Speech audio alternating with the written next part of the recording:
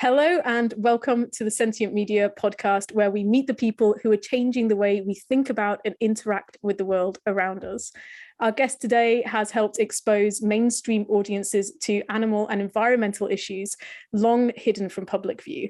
I'm thrilled to welcome award-winning journalist, longtime animal advocate and Sentient Media contributing writer, Jessica Scott-Reid.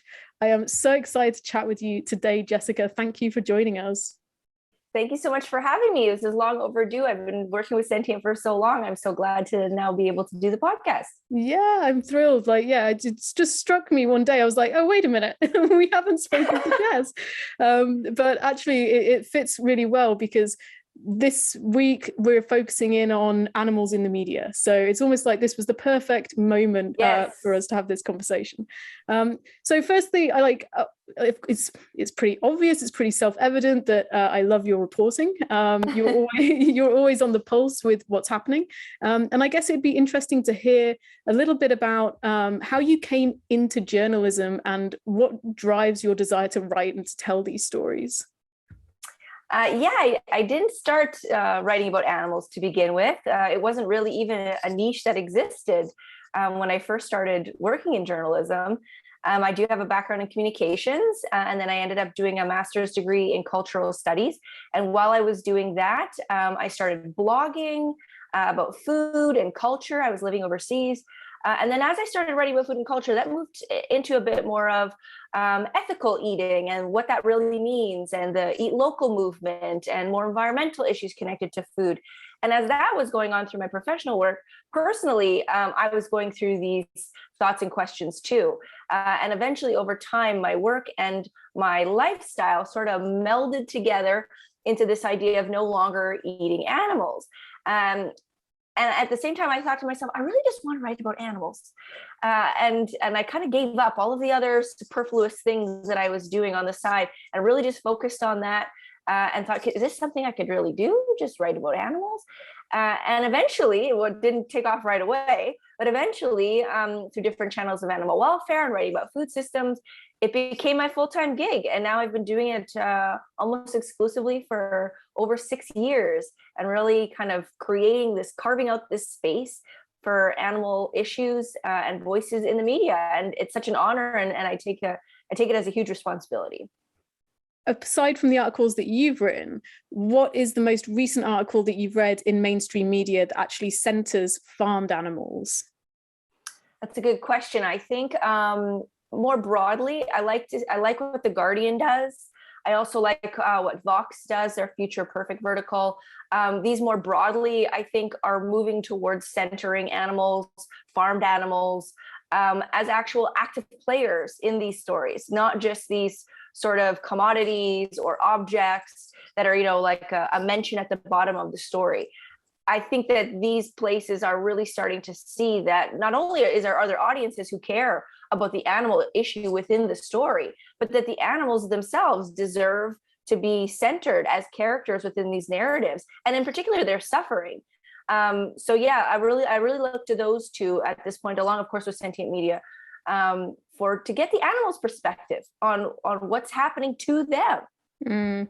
Yeah, I think that very often we see a lot of content that comes out that animals are like the byproduct of the story, and it goes under like a really human-centric lens, and that's always. Yeah, and it is something that because obviously at Sentient Media, we have the Writers Collective, we have these community of advocates who want to get this kind of content out there, and actually presenting with a human-centric lens is something that we do recommend to people, because that's something that's going to it's more likely to get published while we're still fighting for this narrative to get centered. Like, how do you kind of balance that? How do you balance the the animal story and the human story, or the financial, all of these different angles that you could possibly have?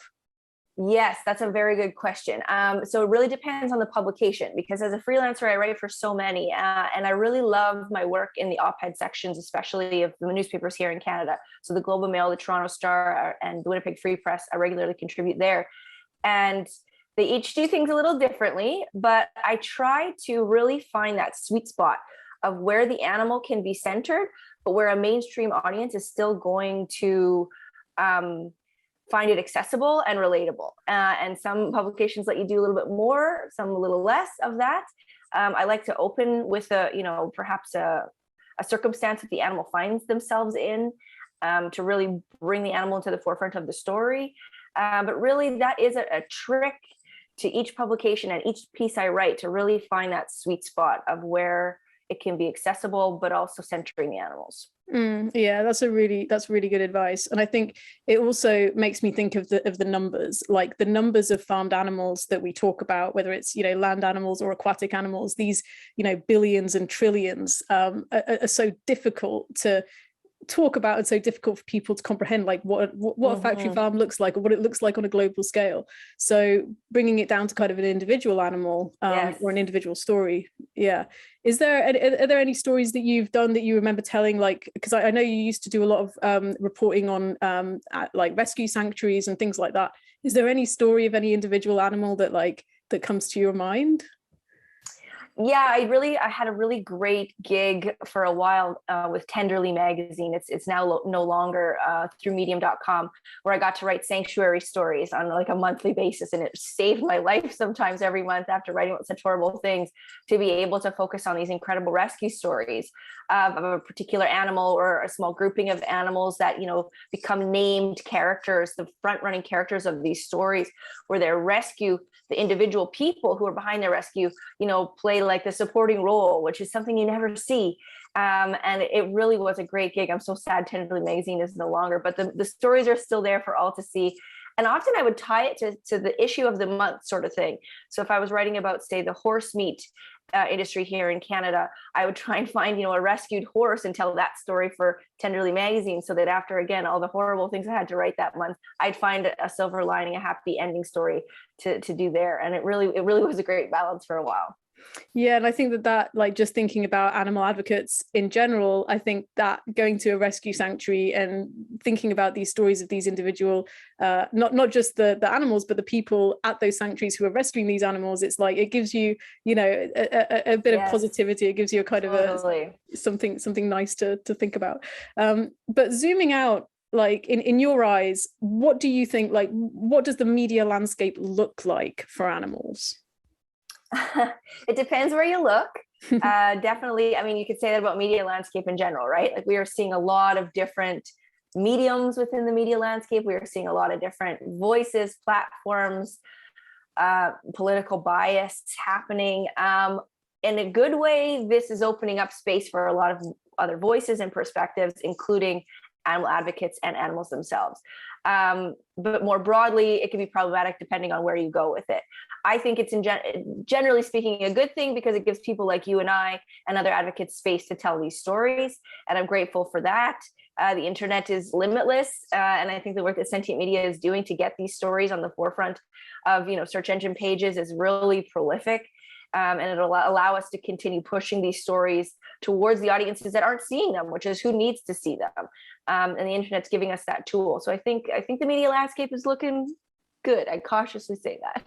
That's really nice to hear. And I know you're writing about the use of pronouns for animals. So I know, like, obviously at Sentient Media, we have in our editorial standards that we use pronouns for animals, and we use, especially if the gender is known of the animal. And other outlets like The Guardian do have that in their editorial standards, but they don't always use it, even when the gender of the animal is known.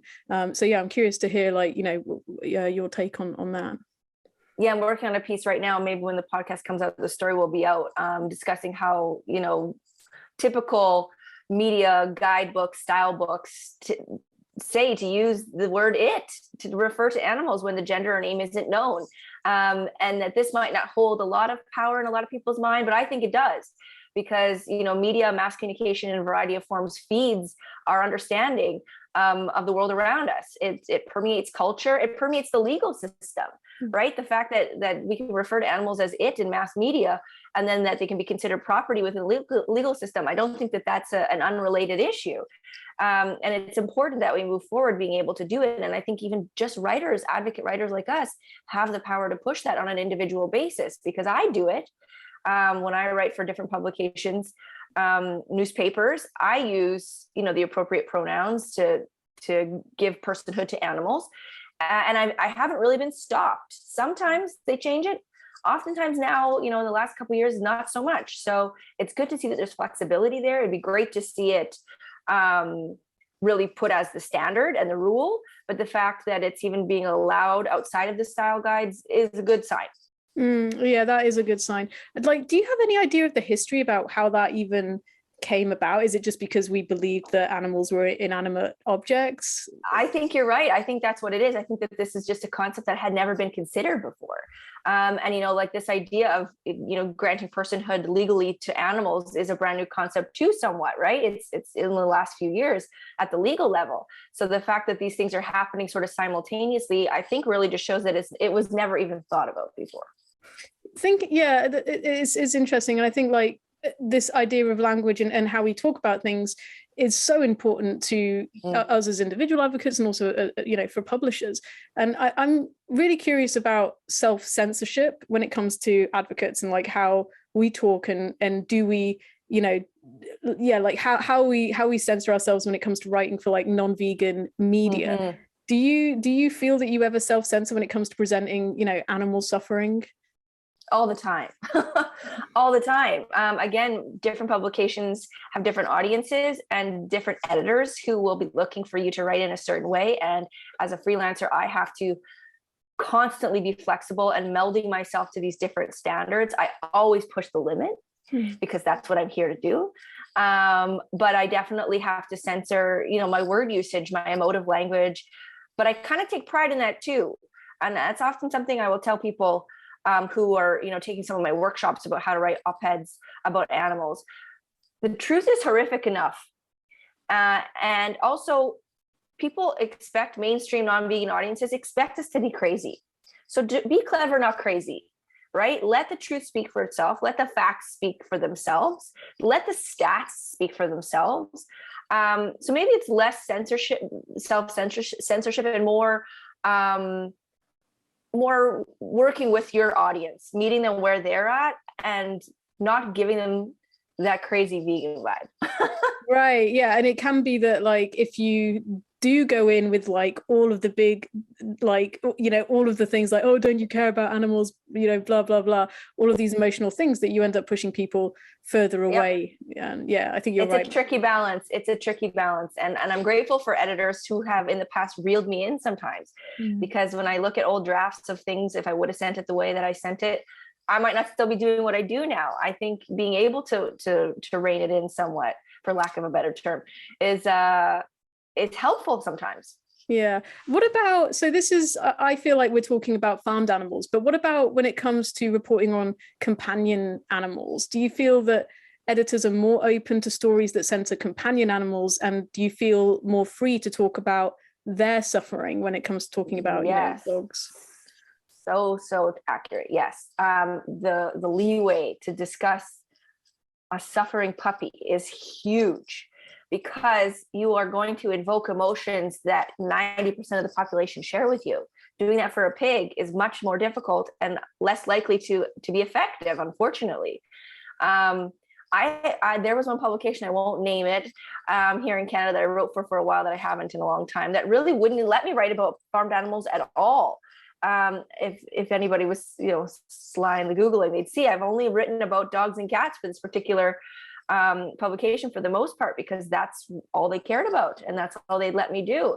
And that's how I started in this work too, writing about, dog rescues and even things like circus animals and, captive cetaceans, things that are more broadly cared about by mainstream audiences. That's sort of a way into talking about farmed animals.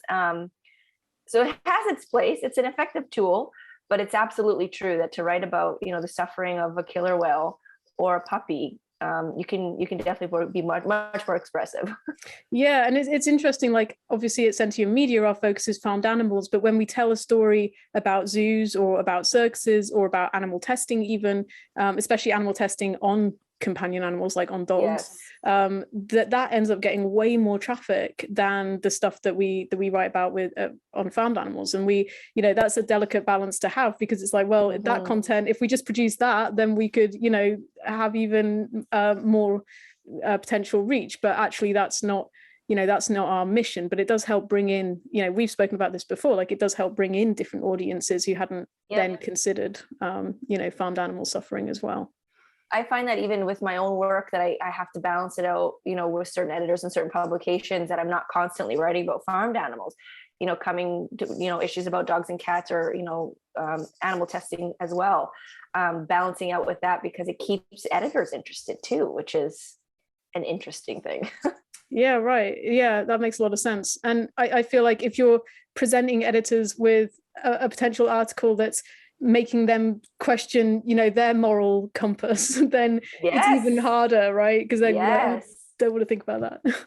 Yes, being an opinion section editor has got to be a particular mind game. I can't imagine that job. Yeah, that would be really hard. I'm interested, about the role of horses here. Horses are a companion animal, but they're also, used for work. They're also eaten and farmed.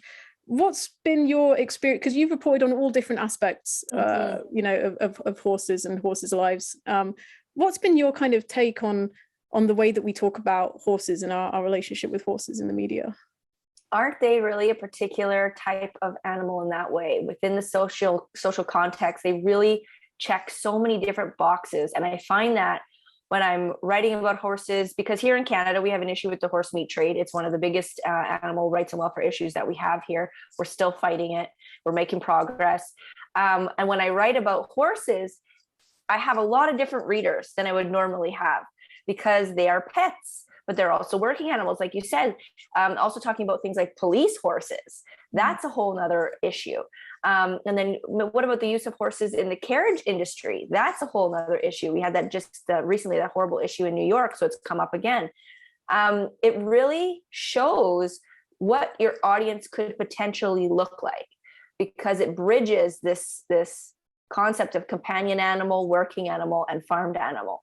I think studying audience reaction to stories about horses in different degrees could tell us a lot about how we could go forward talking about farmed animals. That's a really interesting idea. And I wonder, do you have any idea of the numbers of horses that are bound up in any of these individual industries? I know, interestingly enough, as we were sort of mentioning before, this misrepresentation of animals in the media in Canada, when we talk about the horse meat industry, to get the actual number of horses is not easy, but to get the monetary value of the business, it's in the millions. It's in the millions. And isn't that an interesting point? It's like the same as when we talk about fish farming. If there's a fish farm that has had a horrible issue and all the fish have died, and often you'll hear about it in weight, right? Monetary loss and weight of product. But yes, so back to the horses, it's a massive industry here in Canada, the horse meat industry, unfortunately, both the export of live horses to Japan for sashimi, but also the export of slaughtered meat. I remember, I believe it was for Sentient Media, but it was definitely one of your pieces where you were speaking about the horses that were being transported to Japan, and some of them used to be pets. So they used to be companion animals. They have rosettes and stuff like that. It's tragic. Because this is where horses end up, whether they're a pet who could no longer be ridden. Because isn't that interesting about horses, that's often where their use ends, right? Like a dog or a cat is our companion pretty much for the most part forever, until they pass away. But with horses, it's often until their use is used up, right? Whether they're used for racing or barrel, whatever it is, or riding. Once they're no longer able to do that, it's like they're no longer your companion, right? And so many of them end up at this horse auction that happens across Canada. And the horse auction is typically bought up by the meat buyer. That's what they're referred to as. So it's not like you just send your dog to a shelter and hopefully somebody, rescues it with a kind heart. They go to the auction where they could either be bought by someone who wants to take on an old horse or the meat buyer.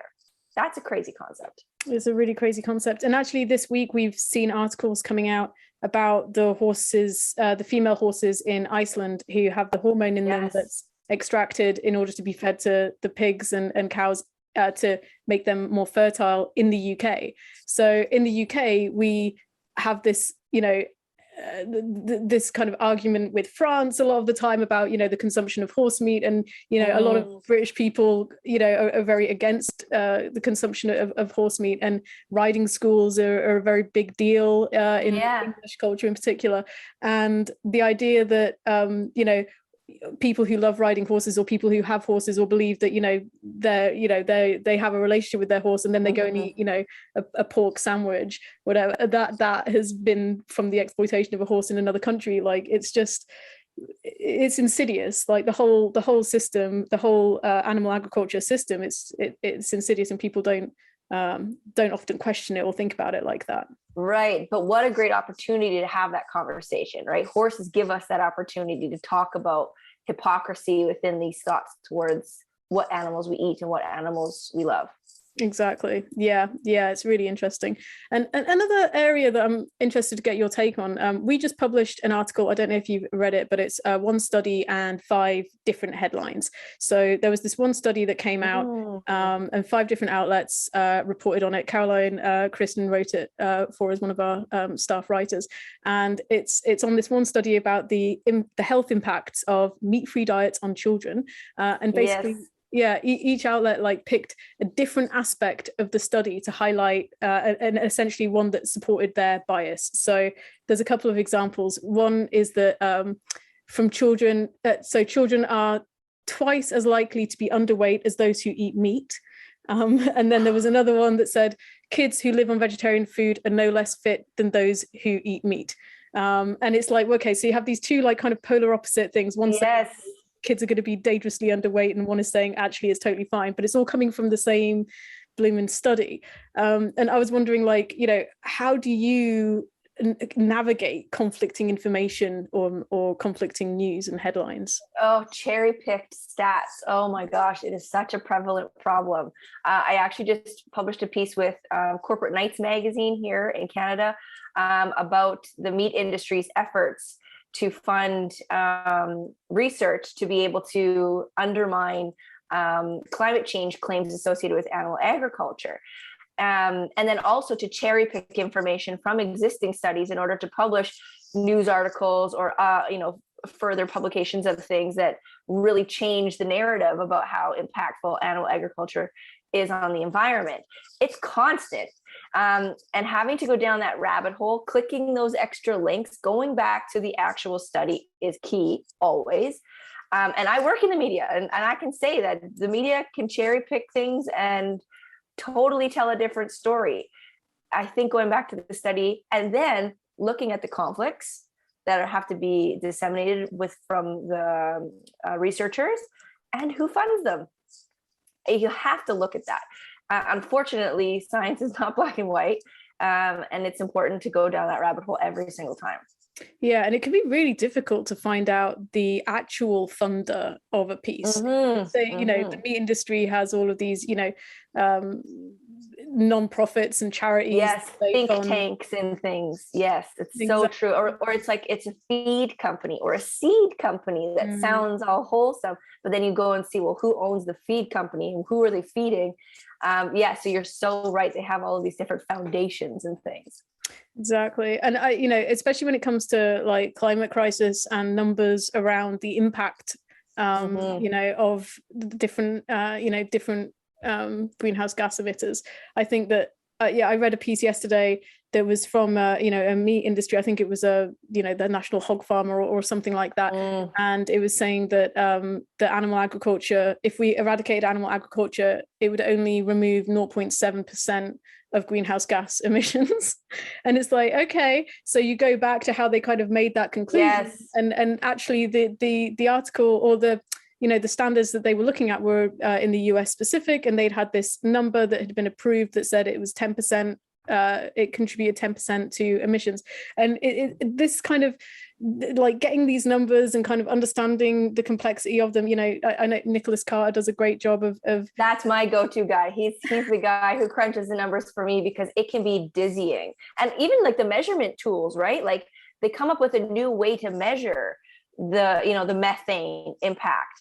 And I always have to go back to Nicholas Carter and say, okay, what the heck is happening here? And he explains it to me like I'm 5 years old. So shout out to Nicholas. He's the only one that keeps me in the know about all of these different measurement tools and claims that the industry is making about how not only is their impact lower, but that they're actually saving the planet.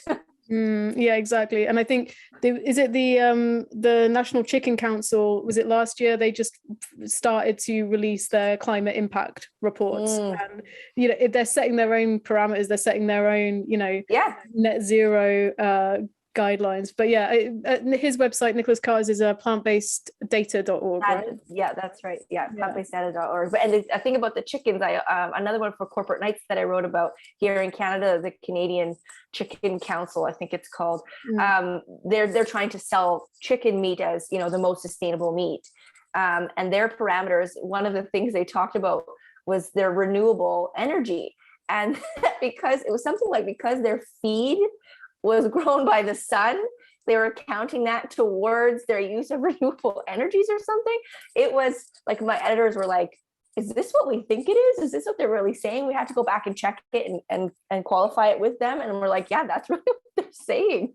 That's incredible. I guess this would be a good time to kind of think about greenwashing, which is something you've covered a lot for us at Sentient Media.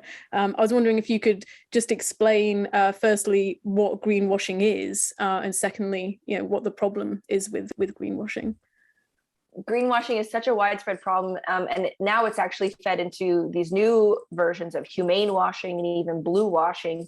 But basically, it's the use of bogus claims about any kind of product that is somehow eco-friendly or even eco-beneficial, when it's not the case. And we see this so commonly now, down the meat aisle, egg aisle, dairy aisle, where we're seeing buzzwords used that are often not at all qualified in any way, are not regulated by, say, the USDA in any way, that are just marketing terms that are trying to make consumers feel better, eco-conscious or socially conscious consumers who are just looking for a way to eat these products and feel okay about it.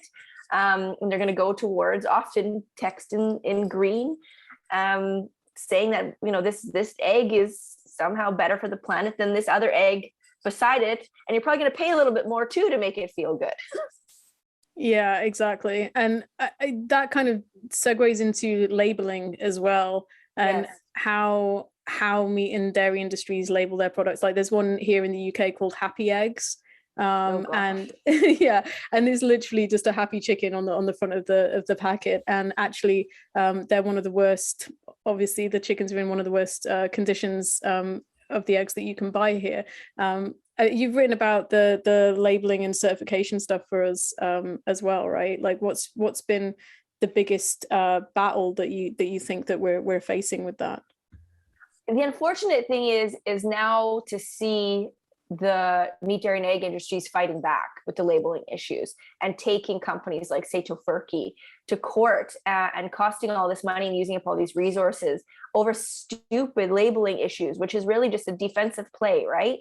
To be able to use words like, meat and milk and butter under the guise that consumers are confused. Nobody's confused. It's all just a way to try and undermine these products, use up their resources, these companies. And it seems to be an ongoing problem, especially in certain states in the US. And I worry that that's going to get worse as the defense gets stronger, because these plant-based products are becoming more and more popular. Yeah, it is concerning, and it is just that whether or not they win, it's the waste of resource within an organization that has far less resource than Tyson, whatever. Exactly. I mean, on that topic, it'd be great to cover ag-gag laws. This is something that obviously we're acutely aware of in the space that we're working in. But I wonder if you could explain what are ag-gag laws and what's the status in Canada at the moment, and what are we fighting? What are we up against? It's an ongoing issue. It started in the US and it's now spread to Canada. They're basically laws that, to varying degrees, deter undercover investigations, deter journalists, deter activists from entering agricultural spaces and gathering evidence, footage, and disseminating it to the public. Here in Canada, we now have ag-gag style laws here in my province of Manitoba, in Ontario, in Alberta, and somewhat Prince Edward Island. And they really came about once activists started entering farms pre-pandemic and capturing evidence and putting it on social media or giving it to mainstream media. And also groups like Mercy for Animals that were doing a lot of undercover investigations, whistleblowers, that, you know, staff who started having an issue with things that were going on, who were setting up cameras, like we've also seen in the US through Direct Action Everywhere in particular. So currently I'm part of a lawsuit against the government of Ontario, along with Animal Justice, an animal rights law firm here, and an activist, stating that it goes against our rights and freedoms to not be able to have this information. You know, my work as a journalist is being impeded. So much of the work I've done in the past has been based on information gathered by undercover investigations, whistleblowers, and activists. And, you know, we have a lot of evidence based on articles that would not have been able to be written without that very important work that's of great public interest. So it's an ongoing battle. A lot of them have been struck down in the US as unconstitutional, and we're hoping the same thing happens here. Do you find that media outlets, because this is something that impacts the media industry like so acutely, do you find that media outlets are more open to covering stories about ag-gag laws, or is it another kind of no-go area? It depends on the timing. I think there has been a lot of good coverage about it. I know I've been able to write a lot about it, but it's usually just when it's kind of happening. So now that it's sort of in the background, you know, say the issue of bird flu, avian flu. I tweeted a couple of days ago saying that, you know, we have millions of animals being depopulated, these horrific on-farm depopulation methods, mass killing of animals that are stuck in barns and the heat's cranked or the gas is added.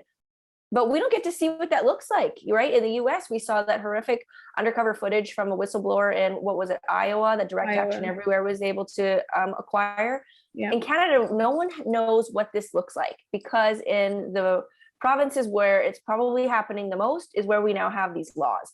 And it's a huge fine and possible jail time in places for people to go in and gather this information. So it's impeding our work right now, but to have that go into the media, they don't really want to talk about it right now. I've been talking a little bit about avian flu as a, you know, broader sign that our animal-based food system is flawed. But as far as ag-gag goes, it's usually just if it's, you know, making the headlines at the moment. Do you feel that we're like kind of entering pandemic fatigue, where we've been reporting, you know, COVID has been a news cycle, you know, for 2 years, and now we have this other, you know, avian flu coming out, which is, you know, we constantly have these outbreaks, right? But avian flu seems to be bigger than, you know, a lot of the other ones that we also, you know, saw during the last 2 years. Do you feel that the kind of reluctance to cover it is just this pandemic fatigue? I think it's a combination of that, and also the fact that it's animals and not people, right? Like if avian flu was really, I mean, we have seen a couple of cases within people, but it's really as soon as the you know, expert advice comes out that it's not really a risk to humans, people lose interest.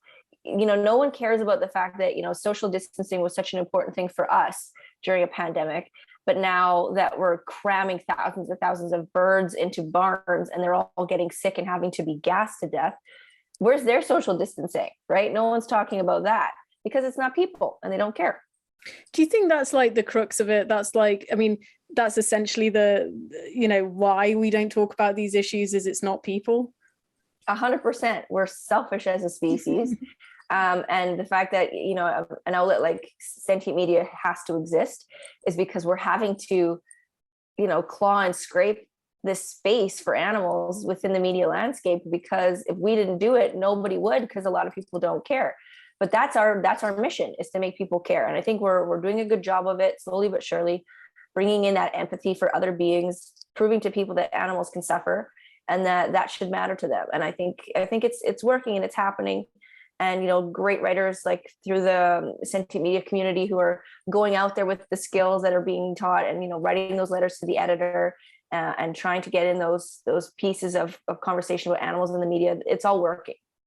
Yeah. And I also, like, one of the things that we've been working hard to do at Sentient Media is cover the intersections. So covering the human angle, like the exploitation of humans that goes hand in hand with factory farming and industrial animal agriculture. Yeah, and we actually get we've had some pushback on that, in the sense of some, you know, animal advocates would rather we just spoke about the animal issue. What's your take on that? I think it's a good strategy. Not everybody's going to get it. You know, it's this odd dilemma of, do we empathize with slaughterhouse workers? Really, that's what it comes down to so much, or barn workers. My personal perspective is, of course, you know, being vegan in my perspective isn't just about animals. It's political, it's intersectional. That's my perspective. And I think there are different victims. The animal agricultural system, the institution, victimizes almost everybody that it touches, except for those at the higher up. And I think there's a strategy to telling the stories of those humans that are involved in order to get more sympathy from selfish humans. And I think to speak only about animals has a place, but it's strategically not effective. I saw you on Twitter yesterday, I think, or the day before, talking about, like, you know, you were talking with Marina about, like, life would be so much easier if an editor would just give you a factory farming column. Like, like, I mean, I feel like we've covered this, but I mean, why doesn't every outlet at least have that, like, because food and agriculture is everything, you know, you eat at least 3 times a day, you know, most people, right? I eat way more. But people don't want to hear about the fact that what they're eating 3 times a day is bad. I think that's what it comes down to. If you have I think it's going to come. I think Marina will get a factory farming column, and once she does, then it'll make the way for me. And I think it'll happen. But for the most part, like, it's so much of what we see now with this discourse about good meat, right, and good farming, regenerative, holistic grazing, small family farms. People are trying to find a way to feel good about it, right? I think it's a general consensus now that factory farming is bad. But to have the factory farming is bad conversation move into, well, kind of all animal farming is bad, is a much harder thing to do. So, you know, we see a lot of these animal welfare organizations who are trying so hard to make chicken farming better, you know, the Better Chicken Commitment. And I think that will be more accessible to broader audiences at this point in time, because it means they can still keep eating what they want to eat. They're just going to pay a little bit more for it. So I think there's a ways to go to get this idea that there really isn't a right way to farm animals before we can really have this as a mainstream regular conversation. Yeah, I think you're absolutely right. I mean, I saw recently Faunalytics released a study. I don't know if you've read it, but it highlights that news articles and social media content are, like, among the most highly effective methods at influencing diet change. Did you see that study at all? Yes. Yeah, it's awesome. And I think, you know, on the one hand, that is super great news, but on the other hand, it's also kind of scary, because the plant-based message gets so muddied. And I've already mentioned this article, you know, that you know, the one study, 5 different headlines article, and this, you know, the cherry picking, like you say. And the other day I saw a piece in the Telegraph that said the title was "How a Vegan Diet Takes the Joy Out of Life." I saw that. Oh my gosh, I couldn't even engage with it. But you know how many people will click that because they'll be like, yes, I agree with that. Let me have my confirmation bias, please. Exactly. Confirmation bias is that's what we all want. We all want confirmation of that what we're doing is the right thing. Yes. And I wrote about that for Sentient Media. I think they reshared it yesterday on Twitter with that psychologist who talked all about that if you have to think about this, that's going to make you take an action. Otherwise, you're going to feel bad about it. Speaking with him was very helpful. Yeah, that was a great piece. I'll link to that for sure. I mean, I feel like because it's such a small percentage of content that's going out that is sharing, like, a positive, you know, vegan message. Like, I don't know, I wonder how you feel about the impact of your articles. Like, do you get feedback from readers? Do you feel like good feedback? Do you feel like it, you know, you're starting to make waves, at least? I mean, you're very present on social media, you have a great following. I think it depends. It depends on the topic. I find when I write anything against the dairy industry, I probably get the most flack of all. People are really not really wanting to give up their dairy. It's crazy to me, because to me, it's like the coolest of all. But it really depends. Like, so for example, when I wrote this recent op-ed for the Toronto Star about the Niagara Falls wanting to have 144 consecutive nights of fireworks, and how horrible that's going to be for the surrounding environment and wildlife and animals and people. People really don't want to give up fireworks. I get so much hate from people whenever I write against fireworks.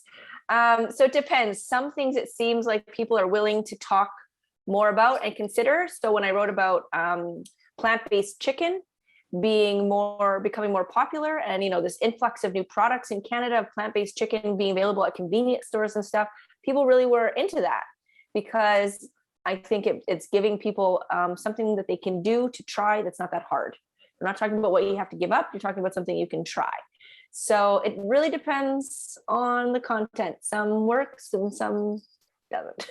And I think that's also interesting psychology of like talking to people about what they can add rather than what they have to remove. Yes, which is unfortunate in some ways, because you see this influx in, say, plant-based milk, but not really a decline equally in dairy. So there's a lot of people adding plant-based to their life without taking the bad stuff away as much. Yeah, exactly. And I, like you said before, meeting people where they're at, like I know people like in my circle who have like slowly reduced, and there'll be one leftover, residual thing from meat and dairy in their diet, but it's way less than before.